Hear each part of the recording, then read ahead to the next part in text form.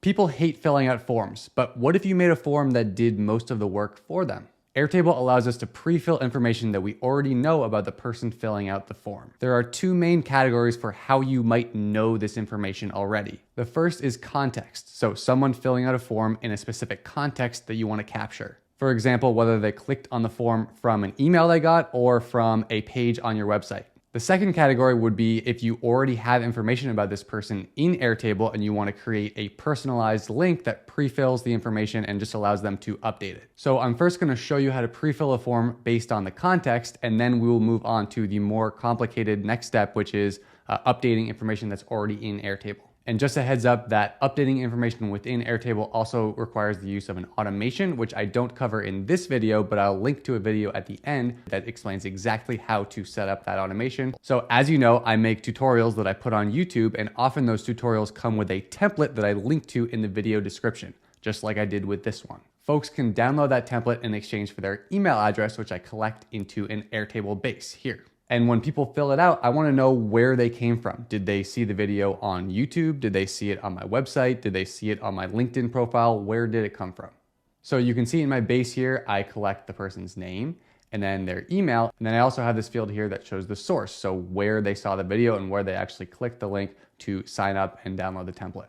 I want to make this process as easy as possible for the person filling out the form. And I also want it to be accurate. I don't want someone to, if I ask them to fill out the source, to accidentally fill out the wrong option. I want to know actually where people are coming from. And so I can achieve that by creating a pre-filled form and hiding the source field. So the first thing I'm going to do is to create a form over here and create a new view. So I'll click form and I'll call this template downloads. Create new view. And that creates us a nice little view here that takes the three different values, right? Name, source, email. And it also gives me in this little pink box here, the actual URL that I can now share with people so that they can fill out this form. So if I click this little preview link here, it'll open up that URL in another tab, and I can see the exact form that people would need to fill out in order to move forward.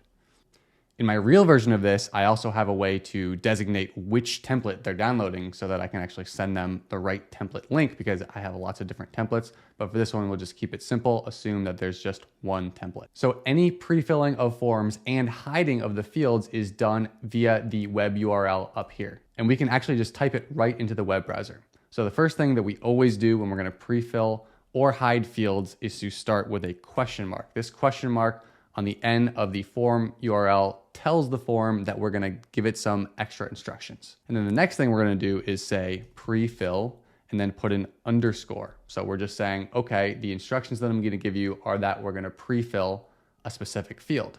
And then the next thing we need to put in is the field name. So let's go back into the base so we know we've got the right field name.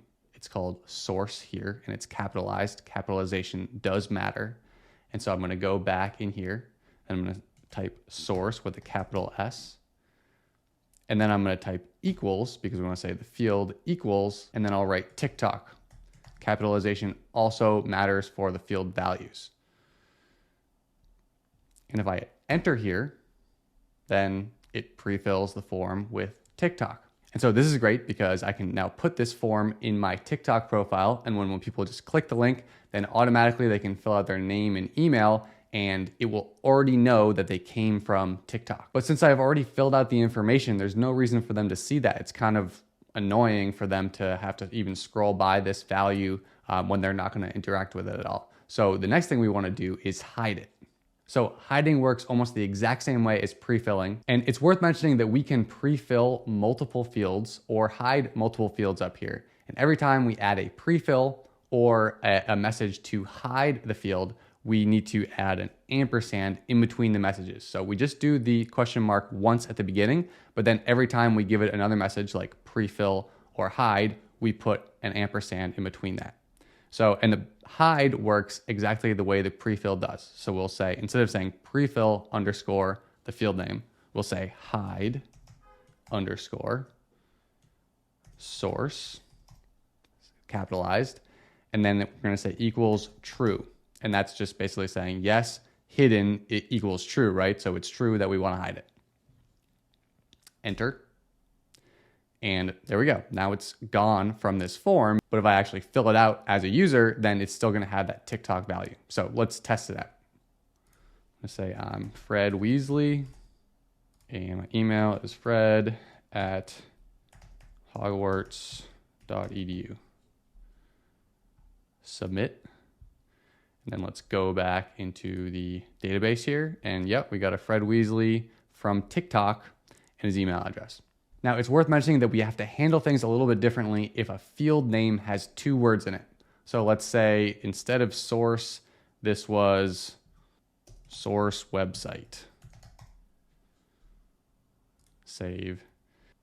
Let me X out of this one. And then we'll go into the form template and open up another version of that form.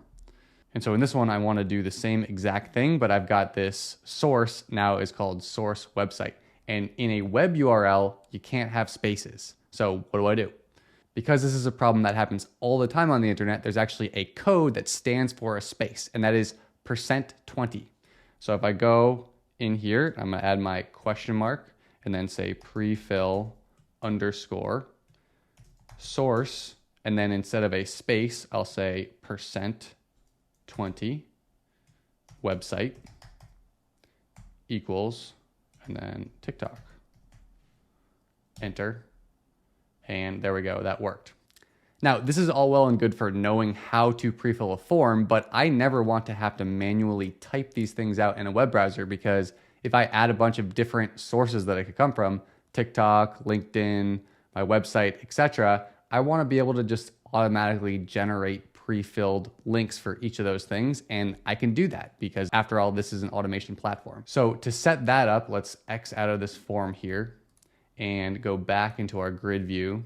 And then actually for the source website that it's right now is a single select, I'm going to change this into a linked record. So I'm going to go here, click link to another record and create a new table. And what this is going to do is it's going to create a new table for all of my different source websites. So I'll hit save, skip, and those now turn into link records. And Airtable has created another table here called source website that has each of the different source websites and then the subscribers that have come from each one of those. And what I can do now is I can create a formula field that actually just automatically generates the URL I want for each one of these. So the first thing I want to do is to grab the basic form URL link. So we'll go into this share form button here, copy this, and then go back into our new table and create a new field, a formula field. We can call this prefill form URL. It's going to be a formula. And so our formula will start with that form URL, which we'll put inside quotations. We can use single quotes or regular double quotes. I usually use single quotes because it's one less button I have to hit on the keyboard. And then I'll paste in my URL here. And then I'll put in an ampersand because now we have to enter our prefill conditions. So I'll put more quotations and then I'll put that question mark. And then I'll put another ampersand and then more quotations for the prefill. And we could have kind of jammed this all together, but I like to keep them separate in case we want to swap out the form or kind of just look back and make a change. It's easier to see what's going on here. And say prefill underscore source %20 website equals. And this is where I want to enter my field value, which is here, right? I want it to be dynamic. So for each specific row, I want it to pull the corresponding value. So outside of my quotations, I'll add another ampersand, and then I'm going to put my value. But if you notice over here, YouTube template is 2 words separated by a space. This has got a dot in it, which I'm sure is not allowed. So how am I going to handle that? Luckily for us, Airtable has a function for that. So encode URL component, if I start typing that in here, I get this function. And what this function does is it converts the value that you pass to it into a web-friendly string of text. So inside that, I can type name for the name here, and then close that off. And I'll hit create field. And let's look at them now. We've got these nice fields here with all the right information all filled out for us. And so if I just click one of these, let's click the YouTube template. There we are. It's pre-filled with the right value. Lastly, let's make sure it's hidden. So go back into my formula here, and we can add an ampersand and then a quotations and another ampersand, right? Because the first ampersand is for the Airtable formula here, and the second ampersand is for the actual URL. And then we'll say hide source %20 website equals true. Save. And then let's click this one this time. 3rings.co. And so it is hidden. And then if I fill this out for George Weasley, George at Hogwarts.edu, submit. Now let's go back into our subscribers table, the grid view, and we've got George that came from 3rings.co. It worked. And we can even go into our source website tab and look in the subscribers here, and we should be able to see, yep, George Weasley right here in 3rings.co. So that is how to pre-fill a form within a certain context. And that brings us to our second category, which is how to update information that is already in Airtable with pre-filled forms. So for this, I'm actually going to show you a different example, and this example is going to be for a wedding RSVP system. So I've got this base here. This is for my wedding RSVPs. I've got a list of all my guests and then a bunch of information that I'm tracking about them. So whether they're coming to my wedding, what they're going to eat for dinner, whether they're bringing a +1 and their address, etc.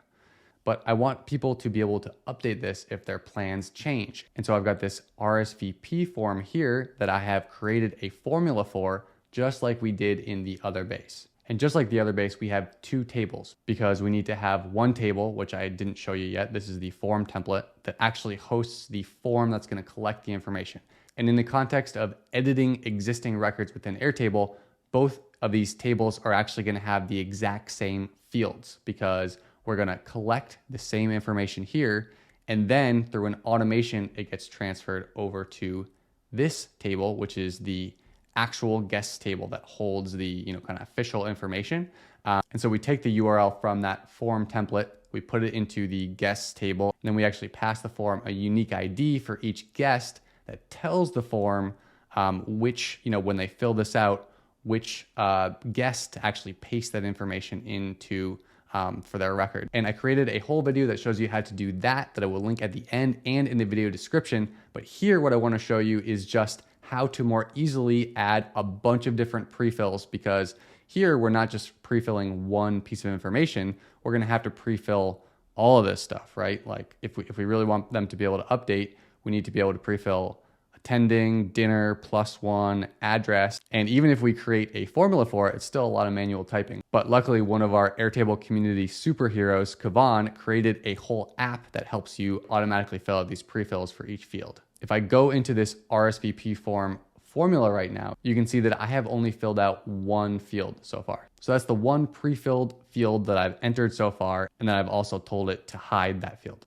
And if I click one of these records, it'll open up in a new tab here, and I can see that I can fill out, are you coming, +1, address, but they're not pre-filled with the information that I already have.